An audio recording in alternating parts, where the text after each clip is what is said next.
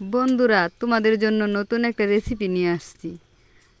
বাচ্চাদের জন্য বাজার থেকে চিপস কিনা খাওয়াও, ওটা স্বাস্থ্যের জন্য ক্ষতিকর।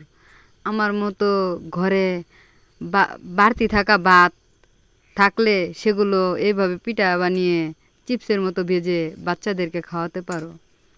যেমন ভাতের সাথে কিছু ফুড রং, মানে ফুড কালার বা হলুদ, এগুলো দিয়ে কালারিং করতে পারো।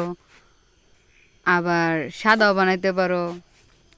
যেমন এই যে আমি অল্প একটু হলুদ দিয়ে কালার করে নিলাম। আমি আরও বানাইছি, কিছু ফুড কালার দিয়েও বানাইছি। এখন মনে করে যে ভাত নিলাম, তোমাদের দেখাইতেছি। এটা একদম সহজ সহজ রেসিপি, বুঝছো?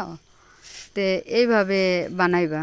হলুদ মাখানো শেষ হলে এইভাবে পাটাত রেখে পরে আলতুভাবে বাটা দিবা। আলতুভাবে বাটলে মানে হালকাভাবে, বেশি বাটা দিলে আবার এক জাত জমে যাইব। কিন্তু হালকাভাবে বাটাটা দিলে ভাতটা মিশ হইয়া পাটার ভিতরে এইভাবে মাখা মাখা হয়ে যাব।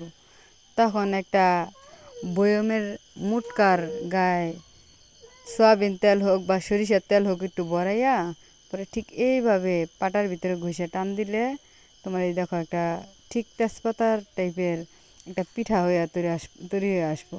তোমাদের হাতে নকশা করার লাগবে না, একাই নকশা হয়ে যাব। পরে এই পিঠাটা মনে করো রোদে শুকাইয়া একবার কড়া শুকাইয়া পরে এটা চিপ যেভাবে বাজে গরম তেলে, ঠিক ওইভাবে ফুটন্ত গরম তেলে ভাজলে বাচ্চাদের জন্য ক্ষতিকর না, ক্ষতিকর চেয়ে ভালো আর কি। বাজারজাত চিপস খাওয়ালে বাচ্চাদের যেরকম ক্ষতি হয়, অনেক পথে ময় মশলা দেওয়া থাকে, আর এটা তা না। এটা নিজের হাতে তৈরি চিপস। এটা একবার বাজ্যা যদি খাওয়া, বাচ্চারা বারবার খেতে চাইব। দেখো বাচ্চা করে দিলে একবার খাইলে বারবার খাইলে একই কথাই বলবো যে আমারে ওই চিপস বানাই দাও। আর বাজারের চিপসের কথা মনেও করবো না। আবার দেখা গেল মেহমান আসলে বাজ্যাও খাওয়ানো যায় মেহমানদেরকেও।